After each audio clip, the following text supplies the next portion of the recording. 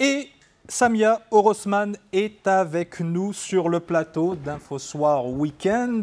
Bienvenue. Merci. On est ravis de vous accueillir. Alors racontez-nous un petit peu qu'est-ce qu'une franco-tunisienne en pleine crise de la pandémie fait du côté de Marrakech. J'ai eu énormément de chance, je me suis échappée juste avant qu'ils ferment les frontières. Alhamdoulilah. Et donc pour vous retrouver dans la cité ocre. Racontez-nous votre quotidien, parce que on va voir sur les photos, vous êtes plutôt bien gâté, bien loti. Alhamdoulilah, je n'ai pas à me plaindre. En fait, mon manager est basé ici, il travaille à Marrakech. Il est marocain? Non, il est tunisien comme moi, mais il est tombé amoureux aussi de Marrakech. Alors, on a mangé quelque chose chez vous et depuis on est tombé amoureux et tous on squatte maintenant. Mais vous êtes les bienvenus. Merci beaucoup, l'accueil à la marocaine est juste incroyable et c'est quelque chose qu'on ne trouve pas partout. Et donc j'étais venue, en fait, mon manager Nabil m'appelle en me disant écoute, il y a quelqu'un qui a un riad magnifique ici, une maison d'hôtes, il a dit qu'il t'aime beaucoup et que tu es invité quand tu veux. J'ai dit Rouya, demain j'arrive. J'ai pris mon billet, j'ai débarqué. Et là, le plus dur, ça va être de repartir. Parce que vous me disiez, vous n'avez pas envie de repartir. J'ai quitté Terre de Balkis, l'endroit où je suis, avec les larmes aux yeux, tellement j'ai été choyée. En fait, il s'est occupé de moi comme d'une princesse, quoi. C'était magique. Alors, si on veut savoir qui est Samia Orosman, on peut lire ce bouquin-là, ça s'appelle Femmes de couleur. Et ce bouquin-là, il est hyper facile à lire, très agréable. Je l'ai dévoré en quelques heures. Merci. Et ce qui est marrant, c'est que vous vous adressez au lecteur en le tutoyant. Et on a le sentiment, quand on vous lit, qu'on est face à vous sur scène et que vous faites le show, quoi. Ouais, en fait, je suis la même par écrit, sur la scène ou dans la vie. Et les gens ont des fois du mal à le croire parce qu'ils me disent mais en fait, il n'y a pas d'artifice, tu ne fais pas semblant. Et je dis bah ouais, la vie elle est déjà trop compliquée pour en plus nous être compliqués. Donc je suis toujours la même. Alors vous avez fait du théâtre, notamment au conservatoire en France, mais le déclic pour vous retrouver seul sur scène et être une star d'une certaine manière, du one-woman show, si on peut y aller, n'ayons pas peur des mots, le déclic il s'est produit un petit peu tard. Comment ça s'est passé? En fait, moi, la toute première fois que je suis montée sur scène, j'avais 12 ans. Et c'était pour une improvisation théâtrale. Et j'ai réussi, dans le rôle que je jouais, à faire pleurer les gens dans la salle.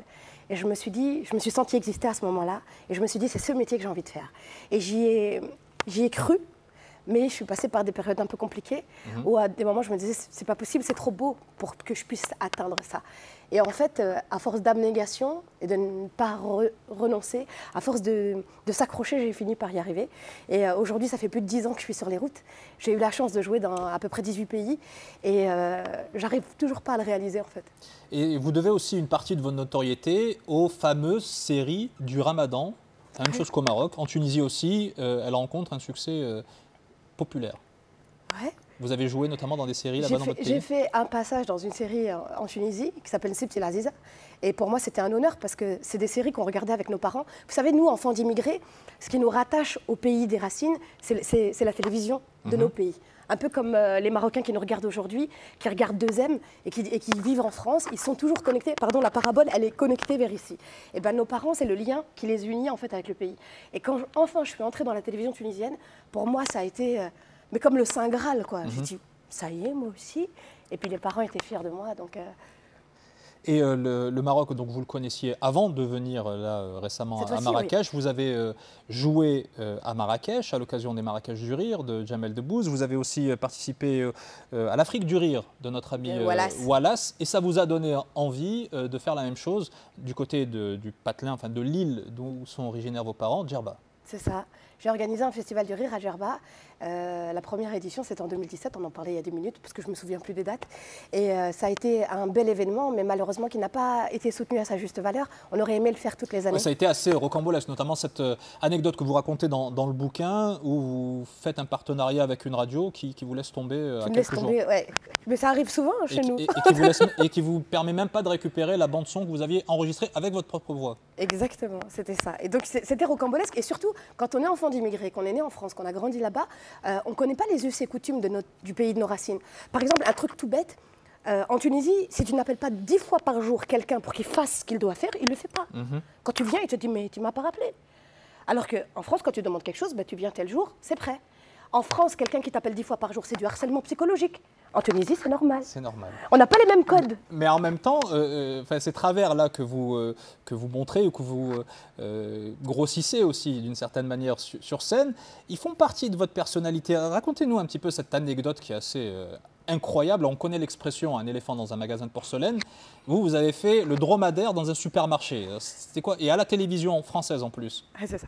En fait, tous les ans, en période de Ramadan, on recevait un catalogue où il y avait marqué, il y avait tous les produits pour le Ramadan, mais les vendeurs en France n'osaient pas dire franchement que c'était pour le Ramadan. Donc sur le catalogue, il marquait saveur orientale. Et donc, ils faisaient un catalogue de promotion saveur orientale. Et moi, la première fois, ça m'a énervée. Donc, j'ai fait une vidéo pour Monsieur Leclerc où je me suis habillée en maman arabe et j'ai dit Monsieur Leclerc, il faut être clair, même en année claire, si tu veux faire le chiffre d'affaires. J'ai dit quand c'est Noël, vous écrivez Joyeux Noël. Et quand c'est Ramadan, vous avez la honte. J'ai dit pourquoi? Ça veut dire nous, on n'est pas bien, notre argent, il est bien, nous, on n'est pas bien. Et donc, la première vidéo, elle a fait du buzz. La deuxième vidéo, la deuxième année, je vois que le catalogue n'a pas changé. Il y a toujours marqué saveur orientale. Là, avec un ami qui a une caméra cachée dans ses lunettes, on va dans le centre commercial demander au chef de rayon pourquoi Monsieur Leclerc ne dit pas franchement Joyeux Ramadan. Et donc, bon, c'est assez rocambolesque, effectivement. Et la troisième étape, ouais. C'est Canal+ qui m'appelle en me disant écoute, on a adoré ta vidéo, on veut faire une caméra cachée, mais on n'a pas d'idée. Est-ce que tu as une idée? Je dis écoute, les idées, c'est pas ça qui manque, il manque que l'argent. Si tu as de l'argent, on peut tout faire. Je dis cette année, Auchan a mis dans ses allées des dromadaires en peluche, des babouches, des danseuses orientales, l'air de dire les Arabes venaient acheter chez nous. Sauf qu'encore une fois, ils n'ont pas marqué Joyeux Ramadan. Je dis moi, ce que je te propose, c'est de débarquer dans le centre commercial, habillé en bédouin du désert, avec un vrai dromadaire et de foutre le bazar. Et sauf que là, on se dit que ça a du mal à passer. Et pourtant, vous vous êtes fait ouvrir les quand tu as l'inspiration, quand tu sais t'afficher, quand tu sais faire ce qu'il y a à faire, on s'en fait pas. Bon, Samia, c'est la Saint-Valentin, ça vous a pas échappé. Et moi, il y a un passage, page 63, je vais le lire, qui m'a frappé.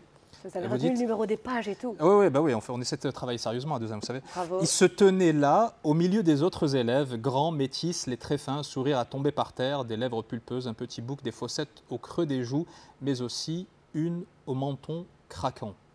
Jusque-là, tout va bien. Et ensuite, un mélange entre Will Smith et Denzel Washington. Si, je te promets, bon, ok, c'est surtout les oreilles de Will et le reste de Denzel. Un message à passer? Alors à mon chéri, je voudrais lui dire que je l'aime. Effectivement, je suis loin de lui, mais je pense très fort à lui.